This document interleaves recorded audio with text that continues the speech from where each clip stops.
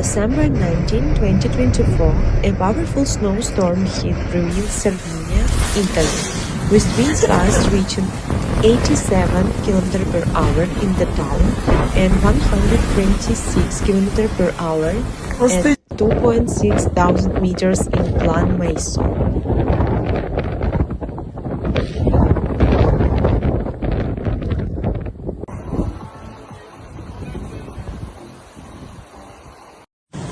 The storm brought 7 centimeters of snow within 12 hours, even to the area's 25 centimeter base there for skiing.